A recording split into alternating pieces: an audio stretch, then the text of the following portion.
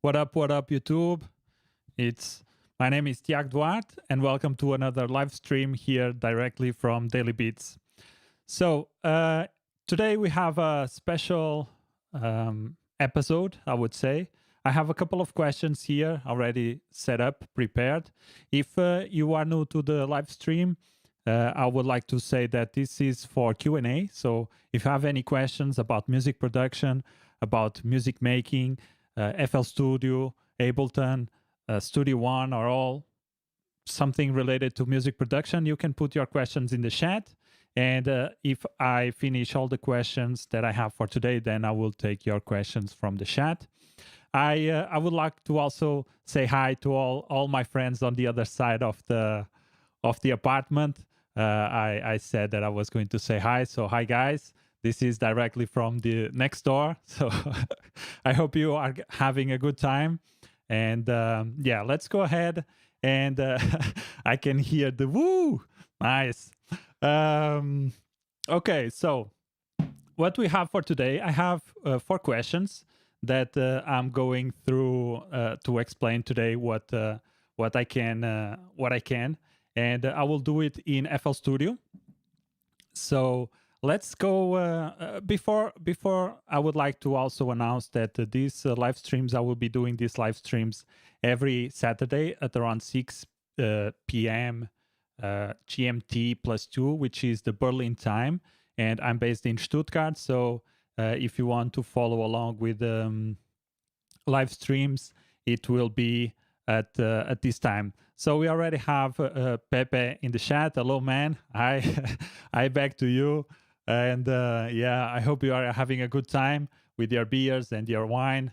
And yeah, let's go ahead and start the questions. And I think that's all the announcements for now. And the first question that I have here, it's how to set up folders in the browser. So this is a good question. It took me a couple of tutorials, or in the beginning, I was only using the sounds that were inside of FL Studio, and I was just dragging and dropping from my folder the sounds that I wanted. And it took me a while to use this feature, this tool, or this functionality of FL Studio to have this set up. So I'm going to show you how to do that. And it's very helpful so that you can have all of your sounds and all of your libraries and all of your VSTs, everything included. Maybe not VSTs, because you can have your VSTs in a different way, but all of your sounds, and you can have them in FL Studio so that you can just drag and drop and browse through your folders, browse to your files. And it's a better way. I think it's something that I see in some other DAWs, and I see some other people using a different way, which I would not enjoy too much. I would like to just stay inside of. I see also Noan Alves from Brazil, and hi guys. Okay, so this cuts my thought process, but it's fine. So let's go ahead and move to FL Studio and show how you can set up the folders. So here we have FL Studio, and the first thing that you have to do is open up the folder and see the browser actually, and see if you have all of your files here. And if you don't, which it's usually not set up by default, the thing that you have to do is you have to go to your options, and then there's a couple of options here in the system, and you have MIDI, audio, general, and file settings. If we click on file settings, you see that I already have a bunch of folders here set up, and you can see, for instance, music business. And if I go here, there's music business and music production, all these folders here actually, that you can just set up a folder here, and it will show automatically here in the browser. So it's very simple, very easy to do. You just click on a folder and you select whatever folder you want. We can create a new folder here in the desktop and call this test folder for the browser like that. and we can just hit OK, and the folder will show here and automatically shows there. As you can see, when I added the folder here, it automatically showed there. So that's it. If you want to change the name, let's say that you have a generic folder here and you want to change the name of the folder, you just go here to this section and you type name. Let's put name of the folder and you hit enter. And then you have to go and refresh your settings or reread structure. And as you can see now, where is it? Folder, name of my folder. And this is the folder that we just added. So the name of the folder is actually test folder for the browser. And then you named the folder, name of the folder. So whatever name you put here, it will be the name that it shows here. And I don't think you have to be very careful about this. You can put whatever name and whatever stuff that you want. The only thing is that sometimes you can search for the folder here, name of the folder, and that folder does not exist. The actual name is test folder for the browser. So if you want, you have to go back here and check exactly what is the name of the folder so that you can pretty much search for the folder in your system. Okay, so that's it. That was a very simple question to answer. And yeah, let's go ahead and move to the next one. So I see some GZ Bits TM. Hi, guy. Or hi, welcome to the chat, to the live stream. If you have any questions, just place them here in the chat and I will do my best to answer them. So the purpose of these chats is to communicate better with you guys, with my subscribers, with people that have questions about music production. And it's to have a more interaction with you guys, so that and girls, if they are girls watching the channel. I actually don't see the numbers. I will have to check that up. But yeah, the idea for these live streams is to have more interaction with you guys, so that I can better serve you, better understand you.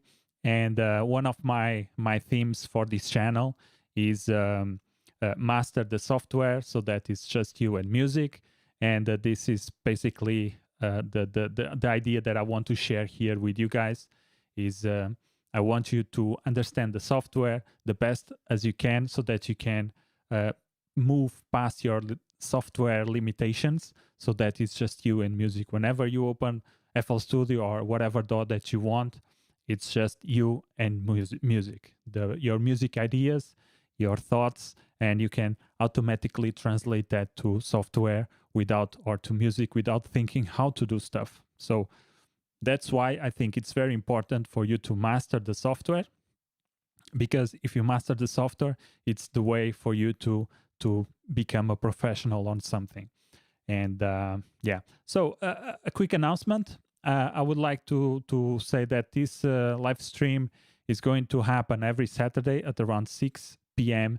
GMT time +2, which is the Berlin time. And again, I'm based in Stuttgart, and this is the time that you have to be aware, so that if you want to join the live stream. There's also some a link in the description of this video that you can follow up and subscribe and to the newsletter. And in the newsletter, I will be sending forms so that you can ask questions there, and those questions will be answered with higher priority than the ones here in the chat. But again, if you have questions in the chat, I will more than happy to answer them.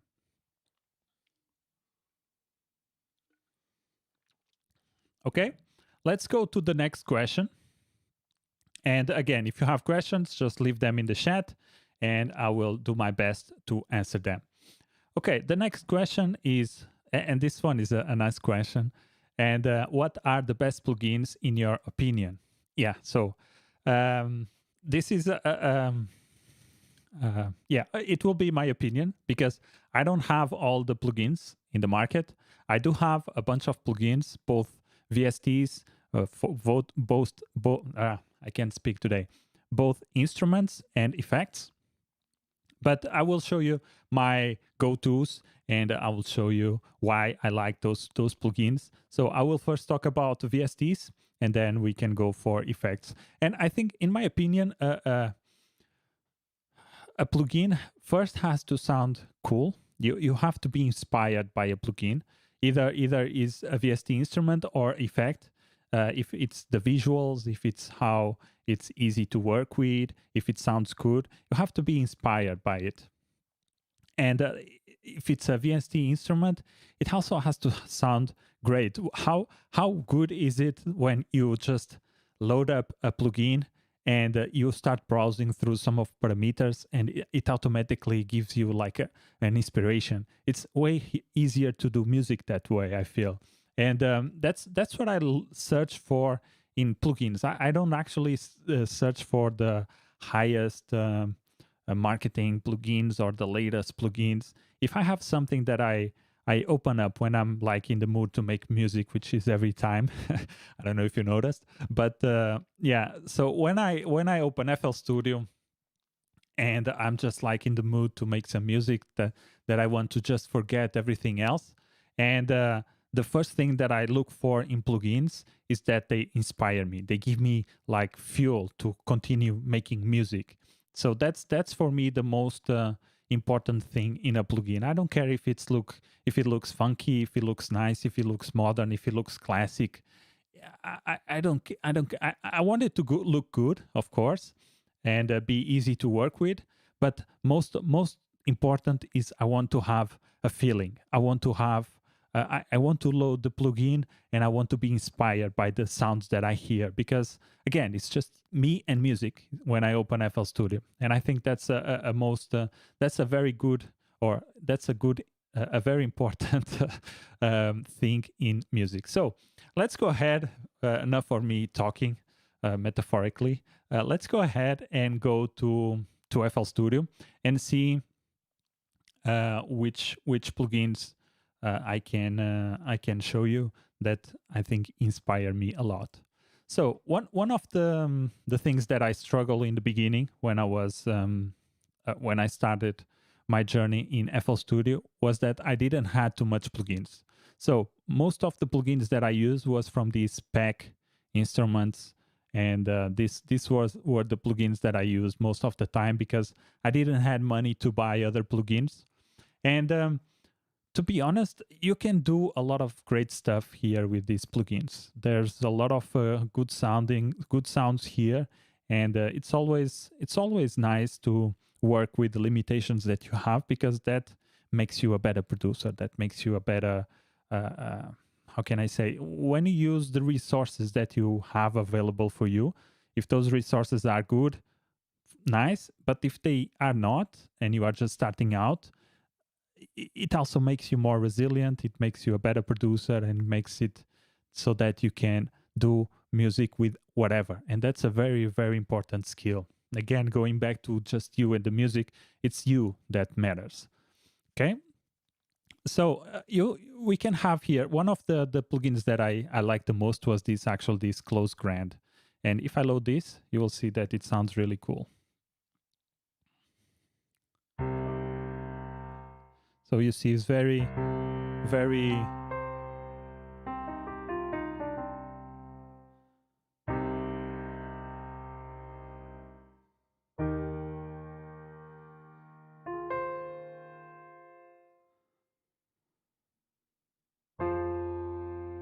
very dark, very moody.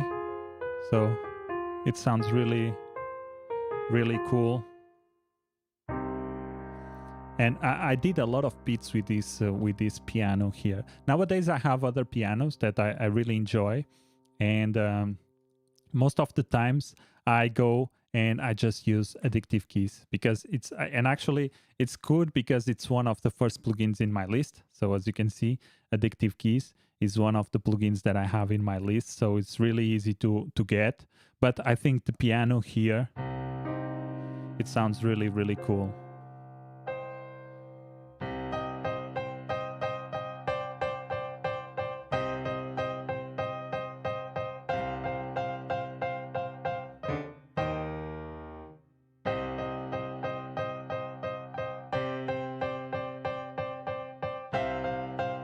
Oops. So as you can see, this piano, and also there's a free version of this. I think this is actually the free version. I'm not sure. Maybe this came with one of my plugins or one of my, not plugins, one of my keyboards. I'm not really sure, but it has some really dope presets, and this is the good thing about it.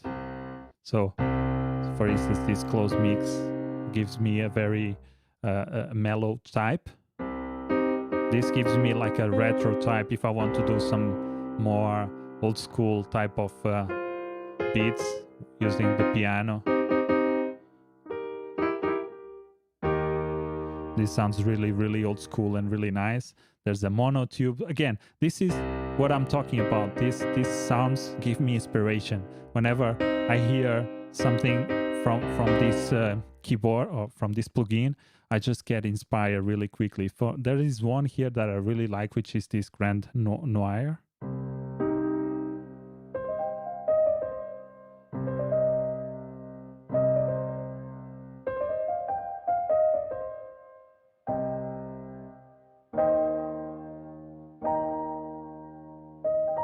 As you can see, it's very, very, very mellow, very nice. So this is one of the plugins that I really, really enjoy, and I use it a lot. And even if I don't use this in the final production, what I usually do is like I like to make the core of the melody with this plugin, and then I switch it up with a different one. So that's something that I really enjoy also.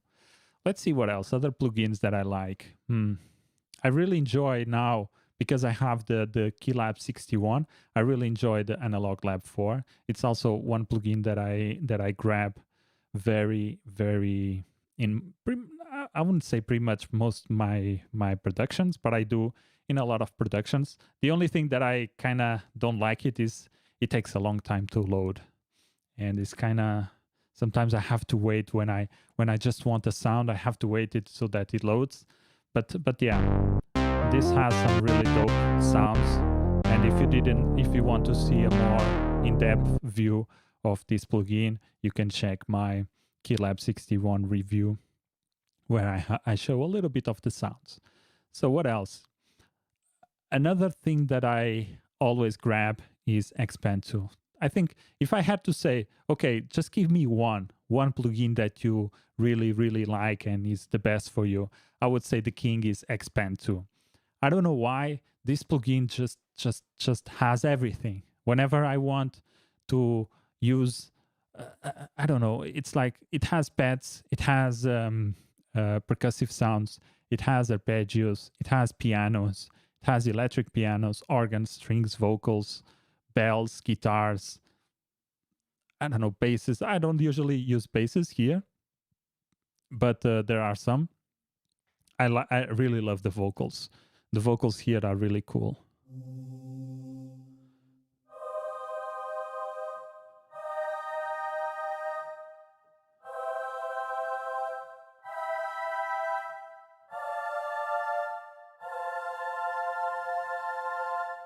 So as you can hear,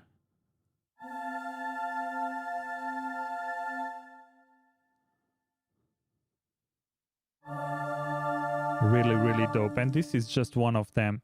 We have a bunch more. And as you saw, there's a bunch of vocals here. There's also strings. I really like the strings and the vocals.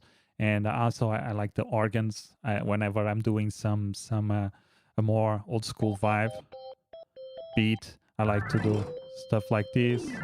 Do the going up and going down of the string of the keyboard. I really like this.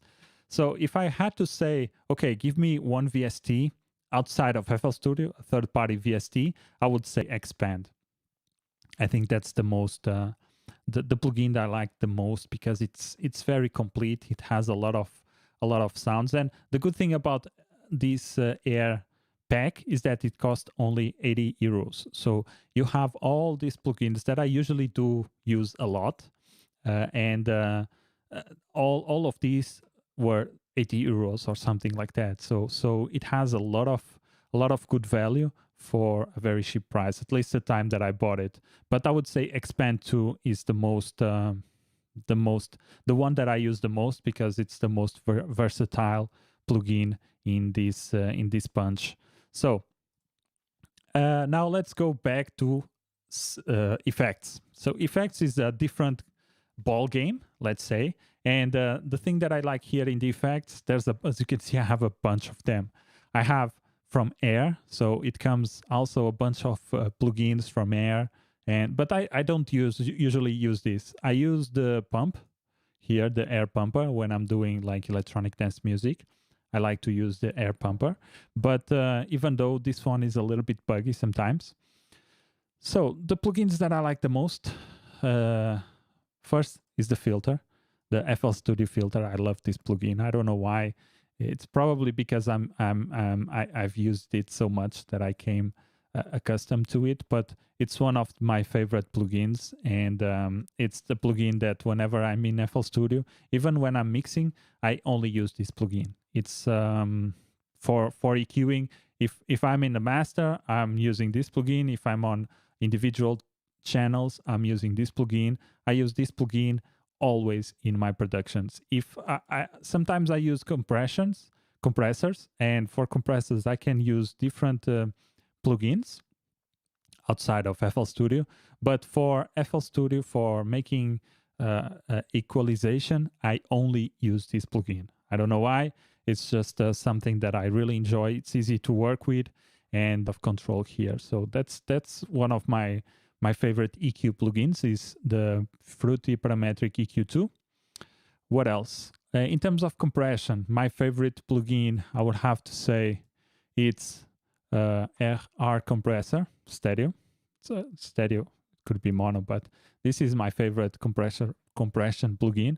I also use it everywhere. After this one, I have also another one that I really enjoy from Waves, which is the C4. The C4 became one of my favorite ones also. And I really love this plugin because it gives me the compression capabilities of having multi-band compression. And I really love this. Even though we could use other plugins, I think this is really, really easy to use and really intuitive. And it has some really nice presets so that I can just grab and start working with. So this is my second favorite compression plugin. Then I would say that for plugins, Waves, it's one of my favorite, even though they are a little bit expensive. Nowadays, they are cheaper, but I think this type of plugins from Waves are the ones that I like the most. I really like the Cream Tape Stereo. I like Vitamin Stereo. What else? I usually use a lot of L1 and L1 Plus. I also have Isotope Ozone 8 and 9. I really like Ozone 9. And what else? What else can I do here? For reverbs, of course, the Fruity Reverb 2. This is one of my go-to tools for reverb. And I also like to use, again, you guessed it, Waves. And where is reverb? Here. I love IRL Full Stereo and Reverb. So IRL Full Stereo, I really like this. This gives me some really, really good convolution reverb. And let's go here. I like this Reverb also. It has a lot of how can I say, a lot of presets, as you can see here. And it sounds really, really amazing, especially the plates. The plates on this one, it sounds, I don't know, it sounds really creamy, sounds really good, especially on vocals. This sounds amazing on vocals. And for auxiliary tracks or auxiliary reverbs, to put in the whole track, I really like to use this IRL Full plugin. So I think that's it. For delays, again, I think Delay 2 and Delay 3, it's one of my go-tos now, more than ever, the Delay 3. So this is becoming one of my best plugins. And also again, from Waves. As you can see, I really like Wave stuff. Where is it? Delay here, the H Delay Stereo. I think those are the best plugins. So I think that's it. We could go on hours and hours just talking about plugins. That's one of my favorite topics is plugins, because I really like what you can do with plugins. But I also have a lot of tools from FL Studio, native FL Studio, so you don't have to necessarily have plugins outside FL Studio or third-party plugins. You can use like I did in the beginning of my career, let's say. You can use a lot of plugins that are available natively from FL Studio, and you can do really good music with that only. And you can actually just mix only with native FL Studio plugins. I did some tutorials on that, and it's possible, and you can still have a really good result. You don't necessarily have to have third-party plugins to make good music. You can just use the techniques or the sounds that you have in FL Studio. And there's a bunch of plugins in FL Studio that I have to still go deeper and start using and incorporating in my own productions. So that's it. Again, if you are new here to the live stream, welcome. And I will be doing these live streams every Saturday at around 6 p.m. GMT +2. And this is Berlin time. And I'm based in Stuttgart. I feel that I'm saying always the same thing, but I just wanted to say hi to the people that joined the live stream. And that's basically it. I want to put the word out so that more people join to ask questions, and so that I can have a better understanding of what you guys want, what are your questions, so that I can serve you better and help you in your production journey, because I think that's a very powerful thing, and that's something that I would like to have when I was coming up, and it would have saved me a lot of time, a lot of money, and yeah. So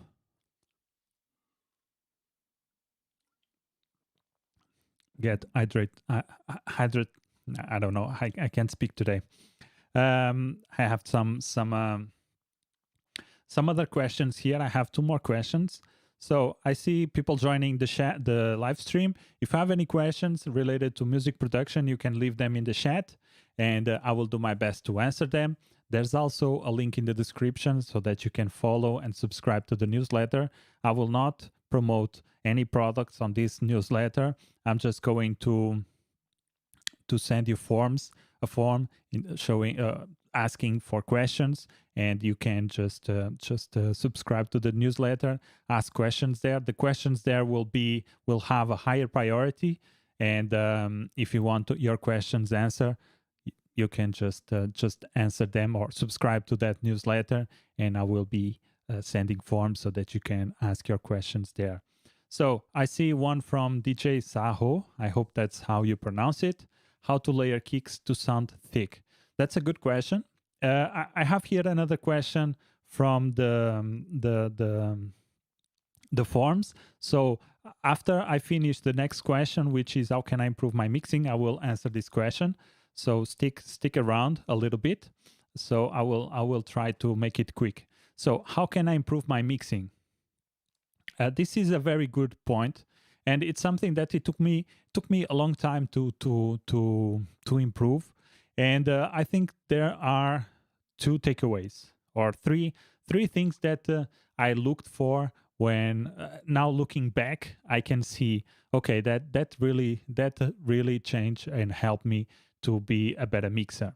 So in the beginning, when I started making music, I just wanted to be good at it. I didn't thought about too much about every single thing. And one thing that I always thought, and one thing that I always had in my mind was that I have to make music to get better at music. There's no way around. If you want to have a good body, you have to work out. If you want to run a marathon, you have to run before you do the marathon. You have to prepare, and that's how you prepare. You have to do music. You have to make mixes, and sometimes it could be, but I don't work with people to mix music. Just do your own music. Do your mixing. Do your composition. Prepare your music, and then at the end, export everything into single files, and then do your mixing. That way you will start having a more, or how can I say, you will have you will put yourself in a mixing mindset. So before I was just doing music and mixing in the entire project and all a little bit all over the place. And my idea in the beginning was just like, I just want to put music out. And if you go and listen to my previous to my beginner videos, or the videos when I started this YouTube channel, my beats were I don't want to say bad, but in terms of mixing, it was bad because at that point I was not I didn't care about having to have perfection in my beats and having everything right. I just wanted to put stuff out, put the work in, do a lot of mixes, and start making a lot of mixes so that as time progresses, I get better at it. So that was my main thing, and this takes time. There's no magic pill that you will be like this and tomorrow, or a trick that I would say, oh, do this, do that, that tomorrow it will make you a better mixer. There's not how it works. Either you have good mentors that can guide you through the process, which is the best option. But if you don't have that, you have free resources like YouTube and a lot of videos on how to become a better mixer. But you have to take that as a grain of salt, because the music that you are mixing is not the music that you see in the tutorial. So everything, it's a particular case. Every sound is a specific sound, and you have to take that into a consideration. But how do you get better? Is by doing a bunch of mixes. So if you do like I think right now, I mean, I have posted on YouTube close to 770 beats, and all those beats have mixing. So as you can see, I've already done 700 and something mixes just for my beats. This is excluding all my tutorials, all the projects that I did on the side. So I have on my belt 700 mixes, to be conservative. And I still think that I need improvement. There's stuff that I also need to be good at or to improve. But you cannot just look at the video and think, okay, tomorrow I'm going to be a good mixer. No, you have to take the concepts and you have to practice, apply them to your own mixes. And in the beginning, if you are starting out, that will be a hard journey in the beginning, because you will feel that you are not making progress. But what you are getting is experience, and you are going through a lot of repetition. And what you are also going through is, again, experience. And first you mix something like in a way, and then you go and listen to and say, oh, that was not good. That was not the intention that I had. So it's like you go and then you listen to music that you like, and then you say, okay, I like that stuff. How could I do that? Maybe if I do this EQ there, or this compression here, or this reverb, and then you start connecting the dots. But that takes time. It's a journey, and yeah. So that's how you can improve your mixing. If you really like music, you have to give yourself time to improve, and you also have to be okay with publishing or putting music out that you are not necessarily proud of. I have a lot of music that I'm not proud of, but I never deleted anything from my YouTube channel, because that's part of what I did. That's part of who I am. That's part of who I was. And also that's part of my identity. And to be good at something, you have to suck first. So that's something that I would like to say. And I think that the last point for me, what really changed my game, let's say, is when I started to buy courses to improve my mixing.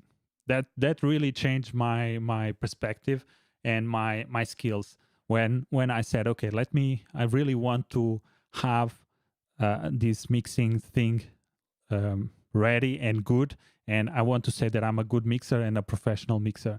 I had already the experiences. I just needed some knowledge, some extra knowledge. and I got that knowledge from courses I purchased.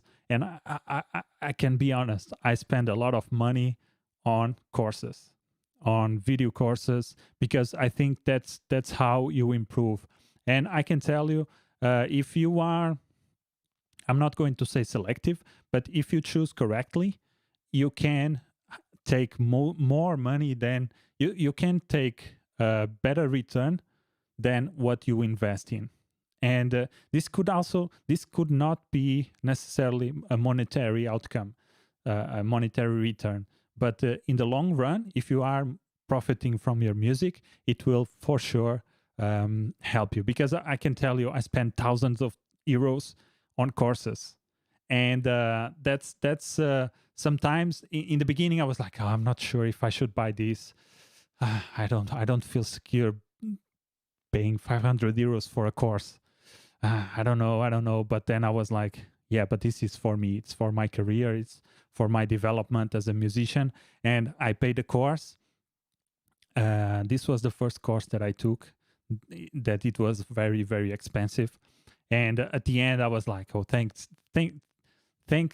thank myself for putting the money where my mouth was, and I put the money, and I took a lot of value from it. And I can tell you that I already made that money from that course. So it's a little bit how can I say? If you are serious about music, this is something that it will change your game. You have to learn from the best. You have to pay professionals either to do your work or to help you do your work. So that's a way of how you can improve. But most of it's putting the work. You cannot avoid putting the work. And I say that again slowly. You cannot avoid putting the work. You must do the work. And how you do the work? If you want to become a good mixer, you have to mix music. If you don't have music from clients, you have to make your own music, and you have to mix it as it was from a client. You have to extract yourself and start a new project, bring the stems and just mix them. I think that's the best approach. Okay, so moving to the next one, the next question. I have here 3 more comments from DJ Saho. Yes, music creation is like bodybuilding, takes time. Exactly. I cannot stress that enough. I think the bodybuilding, it's a good analogy because it takes time. It takes, what's the word? Discipline. It takes focus. And yeah, it's very important. So let's go to your first question, how to layer kicks to sound thick. Okay, let's go to FL Studio. Maybe I can show you that better there. One project that I did that was my techno from start to finish series, and I can actually show you. Let's see if I can have that. I think it was this one. It might take a little bit to load.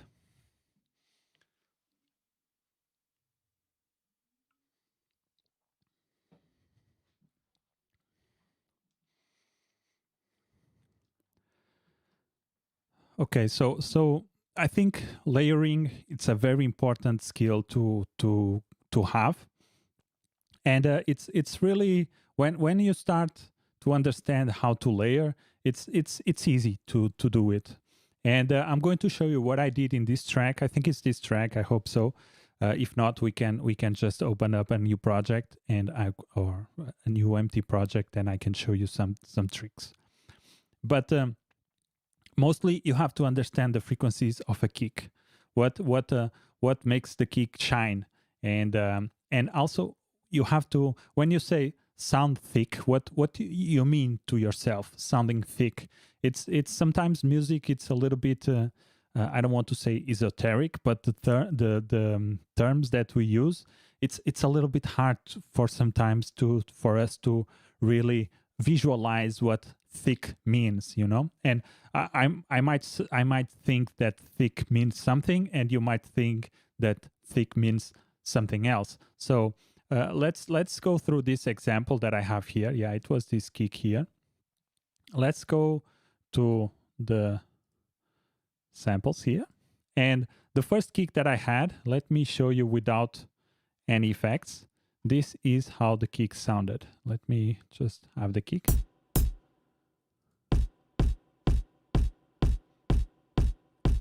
Doesn't sound bad.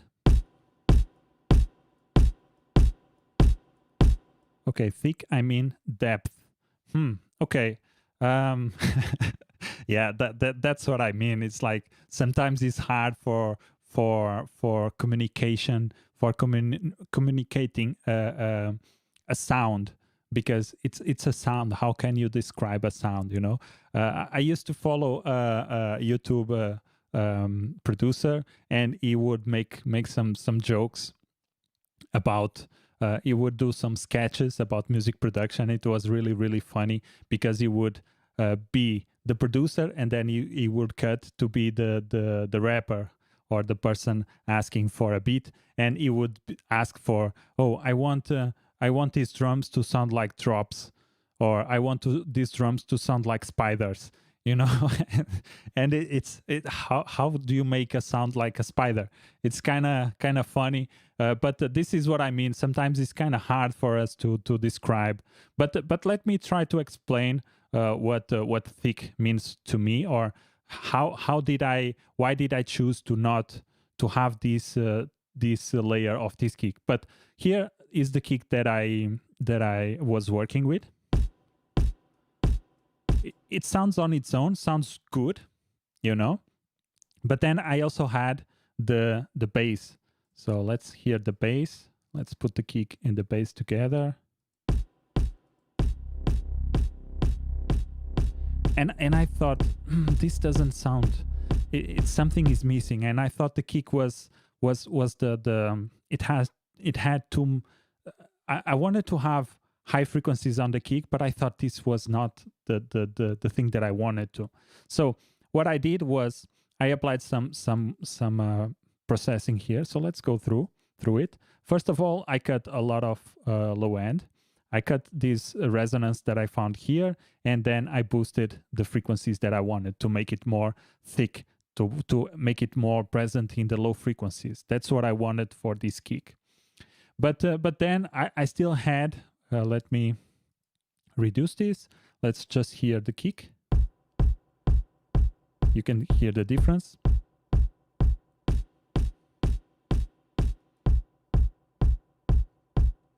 So the first thing that I always try to do before starting layering stuff is try to get the frequencies that I want with EQ.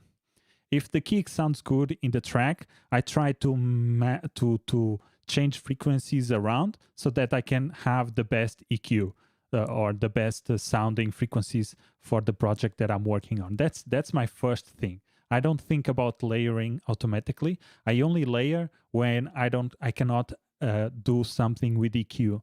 If I like the kick, if I like the bass, that's what I'm going for first. Is trying to get the EQ, the kick to sound good with the track, with the equalization.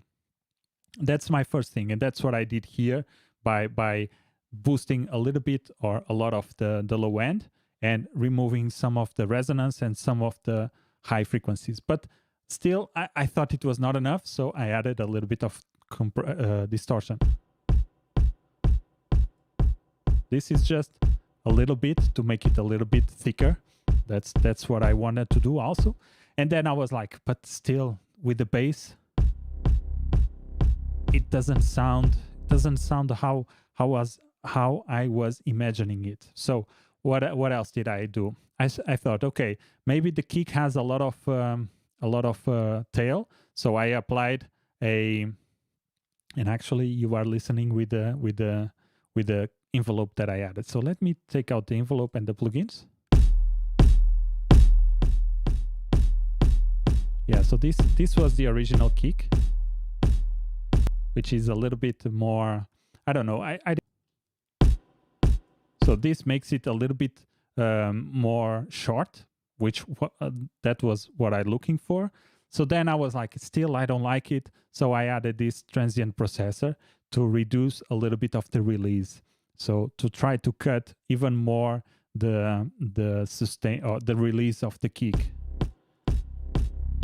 Let me enable. So we were getting there. you know. And I also add a little bit of the attack. So I was getting there already with just the equalization and compression and distortion. But I was like, yeah, still not what I'm looking for. So I added this big cut, this low pass equalizer. And this is how it sounds. And this doesn't sound good in any track. It sounds, it doesn't have a body. It doesn't have depth of in the EQ. So if you can hear, let's hear it alone.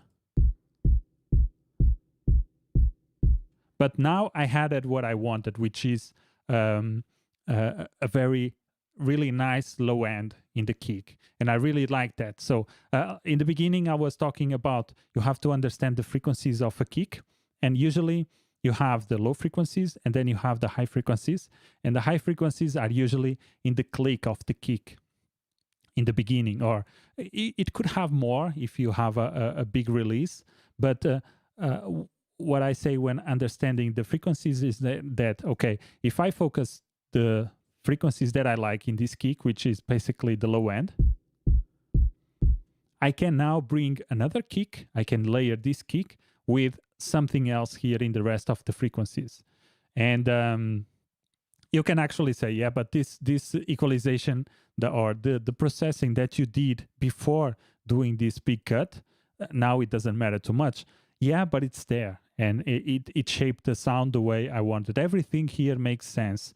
And in this part, even though I apply a very sharp low pass, it's also this equalization here and compression and transient processor is still affecting the sound. So I left it the way it was. Next up, I said, okay, now I need a different kick. So what I did was I brought a new kick. Let me cut the processing. And this is how the kick sounds. A different kick, but I really like the clickiness of the kick. It has a really nice click on it. But now I'm faced with this issue that I have already low end in my own kick and I don't need it. So what I did to layer the kick was I applied this this equalization here. So basically I remove all the low frequencies that I didn't need for the kick, and then I boost here the high frequencies because I felt that this frequency made a really good impact. So now let's listen both of the kicks.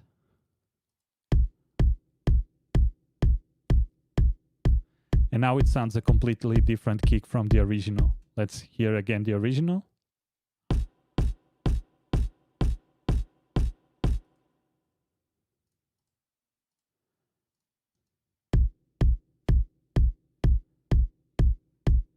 Let's take now again the kick high. And the good thing about this is that now I can change the high frequencies or the low frequencies. And let's hear with the bass.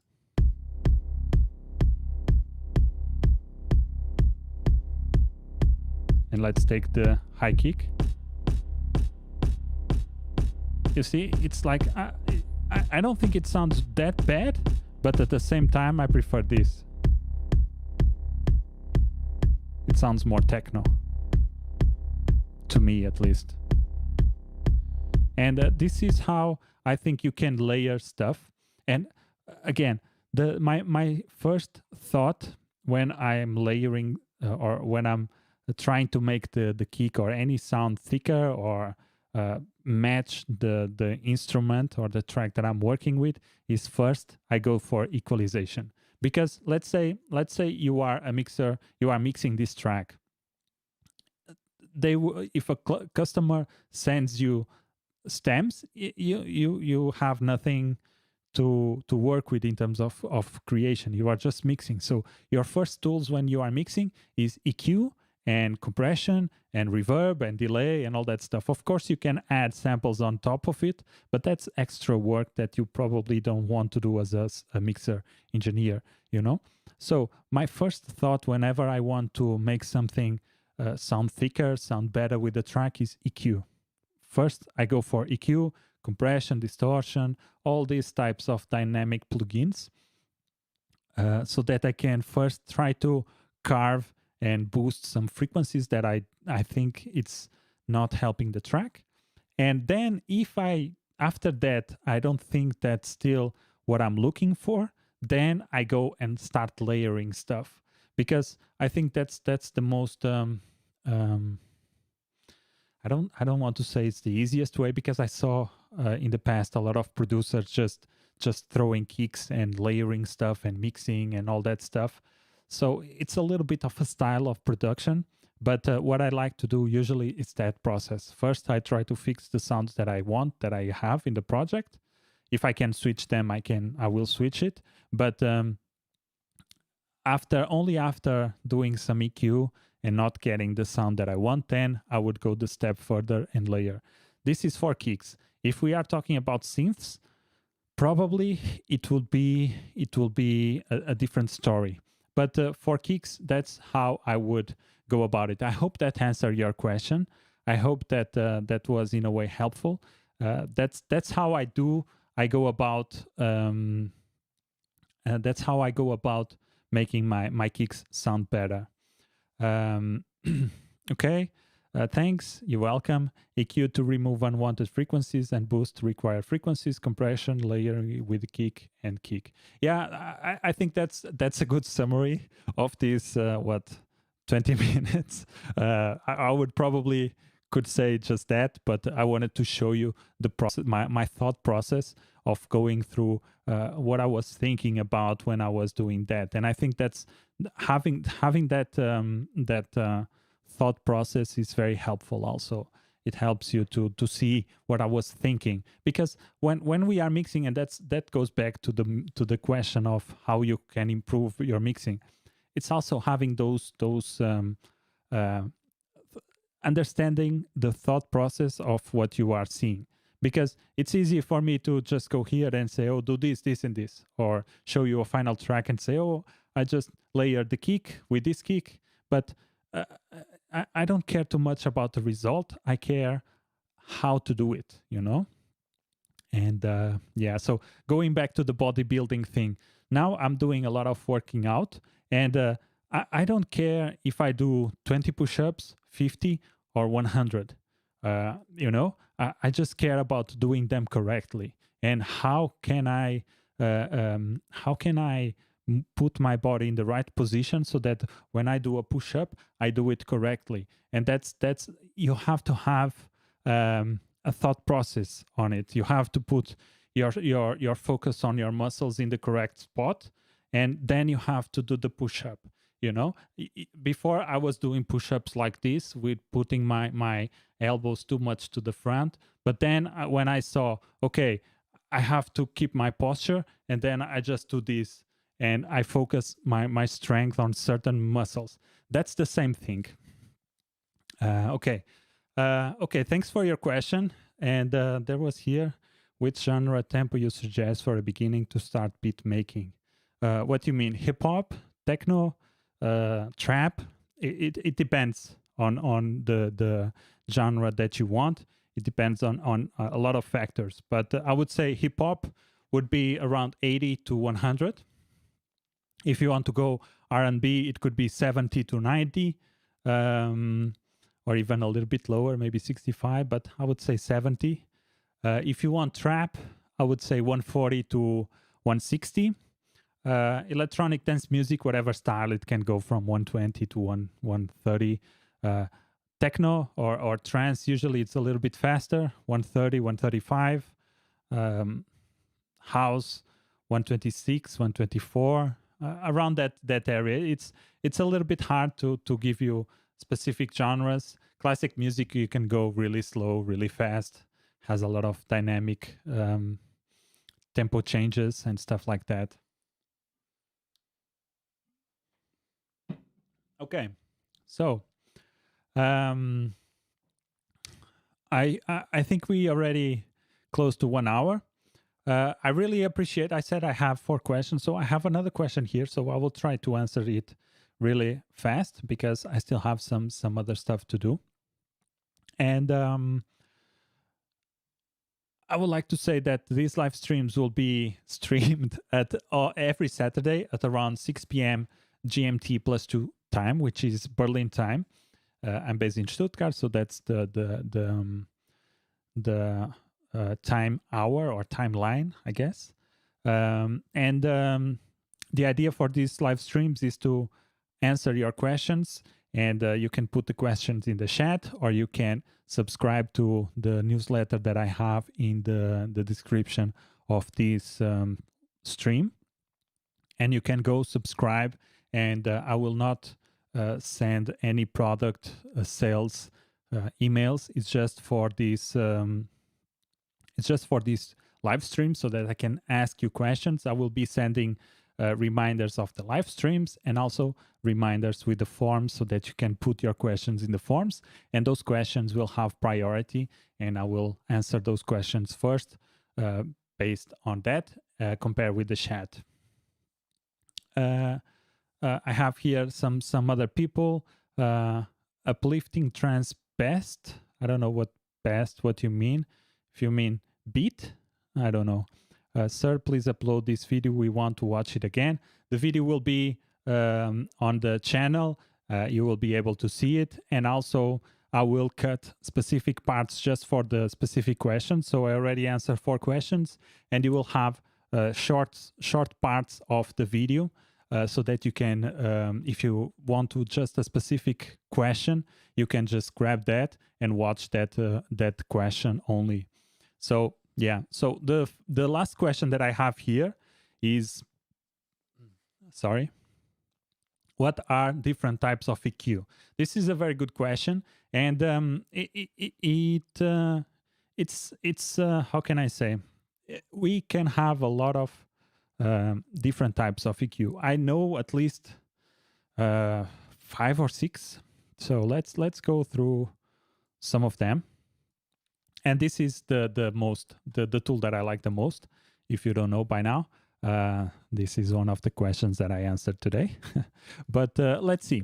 If I right click here, or not right click, if I put my mouse here, I want you to focus on this area here, which is the hint panel. This is the panel that you will use a lot in FL Studio, because it's the panel that will give you some information about what is the knob that you might click on. So if I go here, it says play/pause. So this is a very important knob, and whenever you don't know about something, you can just put the mouse where you can put the mouse or the pointer in a place, and it will give you. For instance, this says view playlist. So we have low shelf.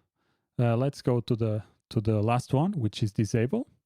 Then we have low pass, and low pass basically means that we can have low frequencies passing through. So everything that is not low from this point on here, which is the cutoff frequency, and everything that is above this will be reduced with this curve here, and this could be order band 1, order 2. I guess this could be let me see here, -6. So this might be a second order plugin or EQ. I would have to double check that. But basically what it says here is that this is this point 1 here, this frequency of 918 hertz is the cutoff frequency, which means that is the frequency from which the frequencies will be cut, and in this case will be cut 6 dBs. So at this point, the frequencies will be off or down 6 dBs, and everything above will have this curve here. So if you want to remove high frequencies, you just apply a low pass filter, and you can move around. And there's also resonance that you can add, and as you can see here, the resonance basically just makes the cutoff frequency really high in this point here, and you can make the resonance go really low or really high. Okay, or I don't know if I said it in the correct way, but you can see the effect. Next up, we have the bandpass filter. The bandpass usually is how the name, how it sounds. It's just it lets a band pass through. And basically what it does is that it cuts everything below this band here, and it cuts everything above this band here. So again, this point here will always be the cutoff frequency. I don't think it's the name cutoff frequency for the bandpath, but we can call it cutoff frequency, or the point at which the filter will start applying equalization. And again, we can make the resonance shorter or higher, and it will include more frequencies in this band here. Okay, then we have a high pass filter. And the high pass filter basically is the opposite of the low pass filter. This lets the high frequencies pass, and this removes the low frequencies. So let's say you record a vocal, and the vocal has a lot of boominess, a lot of low end. What you do, you apply a high pass filter so that you can cut some of the low frequencies and just let the high frequencies pass through. Then we have the notch. And the notch, basically, you cannot change the, as you can see here, the gain frequency or the gain knob disappeared because you cannot change the frequency or the gain, sorry. You can change the frequency, you can change the resonance again, or the bandwidth in this case, and it will make it a very short notch or a very wide notch, or and this will pretty much cut all these frequencies in this specific point. This is good when you have some resonance that you want to get rid of, and you can just see or check what frequency you want to cut, and then you apply a notch and you put there, and it cuts everything in that area, and you can pretty much clean your audio in that way, or get rid of some frequencies that you find offensive, let's say. Then we have the low shelf. The low shelf, basically, it's a little bit like a high pass filter, but basically the low shelf gives us some control over the gain of the reduction. Like we saw in the let me open up another so that I can visually help show you a little bit better. Okay, let's go with a low pass or a high pass, actually. And as you can see here, I have no control over the gain. The gain knob here disappeared. In the low shelf, I have control over that gain, but I can either go down like this, so remove the frequencies, but I can also increase or boost the frequencies. So this gives me a little bit more control, and in this case, this lets through the frequencies, or the high frequencies, but in this case, I'm boosting the low frequencies. So the low shelf allows me to boost or decrease the frequencies below this cutoff frequency, or this point which I set the frequency to. Okay. The next one that we have is probably a high shelf. No, we have here the picking. And picking is the one that I use the most when I'm trying to correct frequencies in the audio that I'm mixing or equalizing.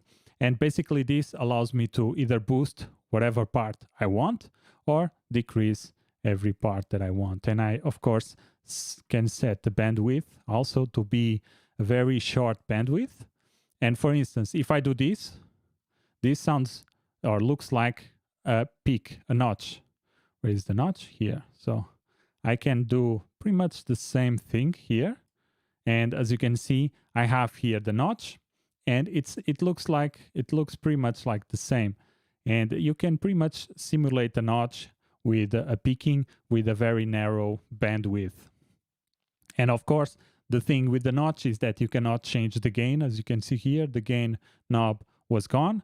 And here I can do the inverse of a notch, which I don't know the name, but you can pretty much boost this frequency, and in this case is 18 dB. So that's it. Let's go to the next one, which is the high shelf. And the high shelf is basically the opposite of the low shelf. like the low pass is the opposite of the high pass. And here again, I can cut the high frequencies, and I can boost the high frequencies, and I can change this curve by changing the bandwidth knob here, and as you can see. And lastly, no, that's it. That's the last EQ type. So I said that I said that it was like 5 or 6 EQs, and I think that's it. So we can have a bunch of fun with this type of EQs, and we can do a lot with this type of with all these EQs. So everything has its own place, its own purpose, and of course you can mimic some of the stuff.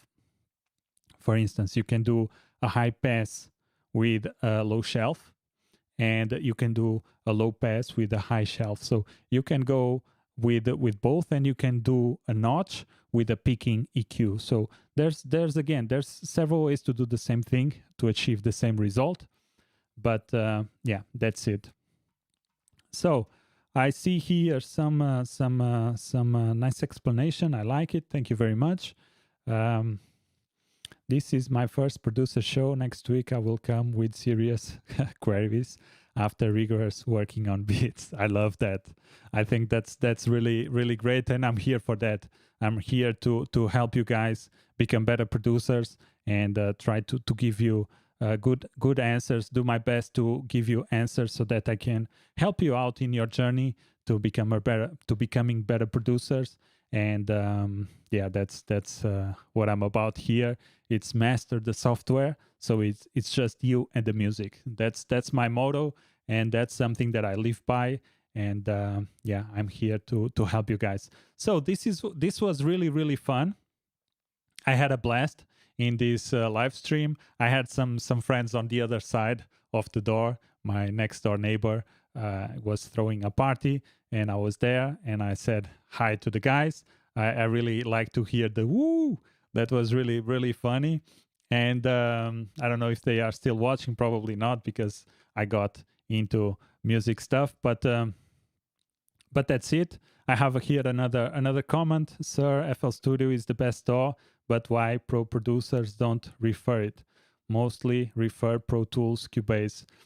I think there's this one really quickly, because I did some videos.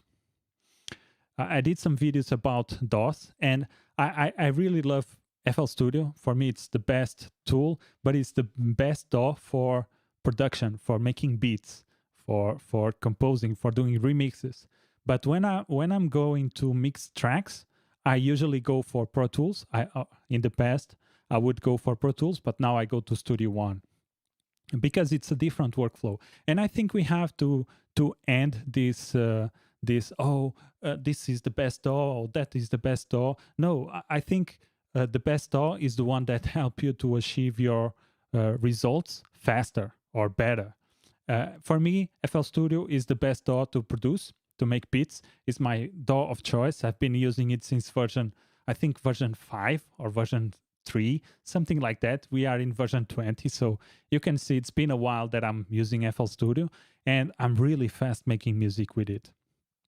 And that's what I talk about when I say master the software. Is like I'm really good at with FL Studio, and I'm really fast making music. When I go to the other DAWs, I get a little bit frustrated because I'm not as mastered in those DAWs, and it takes me a while to make music in those DAWs. So whenever I want to make music and I feel comfortable, I just use FL Studio to create, to produce. But then when I want to mix, I don't think FL Studio is the best workflow. And recording, I will say it here, FL Studio sucks FL Studio sucks for recording. It's so frustrating.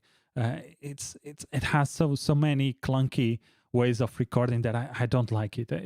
I'm used to it right now, but I don't like it. So what I said, okay, when I want to record or mix, I go to this DAW. It's a different workflow, and it makes my life easy there. So I use DAWs, not because they are the best, but because they give me the best tools to do whatever I want faster. that's I think it's the most important thing when working with DAWs. It's like, use all of them if you can. Use FL Studio, use Ableton, use Pro Tools, use Studio One. Try them out. Try to see which ones are easiest for you to work, and don't be afraid to use FL Studio for production or Ableton, and then you go to Studio One or Pro Tools or Cubase to mix and record. Don't be afraid of doing that. It's like the time that it takes you to switch to a different DAW, like to switch to or clicking on the button and open up Studio One, it's negligible for the time that you will spend mixing. So for me, it's no question. Whenever I want to mix and record something, I just go to Studio One. I don't even think about FL Studio, but I keep always saying FL Studio for me is the best DAW for producing, for making beats. So I think we have to look at this in a way of, what is the DAW that gives me the best result for what I really want in the end, which is making good music. And it's fine if you use whatever tool that you use. And I think there's no DAW that can beat FL Studio for producing, my opinion only. But there's also some really good benefits with FL Studio, and one of them is free lifetime updates. There's no other DAW, there's no other company like ImageLine that offers that. And I think that for me, if I have to recommend something, a DAW for someone, I would go with FL Studio first, because it's for making beats, for instance. If they say, oh, but I just want to mix, then I would say something else. But mostly because they offer free lifetime updates. I have the highest version of FL Studio, and I have all the plugins, I have all the features. If a new update comes, I'm the first one to install it because it's free, and it will be free until ImageLine exists. And I don't mind spending money and put my money on FL Studio because I know that I'm getting more value from that. But that's a different story. Yes, sir, beginners spend their much time to choose a DAW. That's true, but they are beginners. So I think as time goes by, I think you have more as you gain more experience with making music and with the DAWs, you start choosing whatever you like or whatever is faster to you. I am the one of them, but from now it's done. Thank you, sir. Respect and love. Thank you very much. And respect and love back. So that's it, guys. This was a really, really fun. I think I'm really finishing today. Right now, I still have to work out the bodybuilding thing. I still have to work out. And yeah, this was really funny or fun. Thank you for all of your questions. And I will be here next weekend or next Saturday to help you guys out. And yeah, that's it. Again, thank you very much. And I'll see you next Saturday. Peace.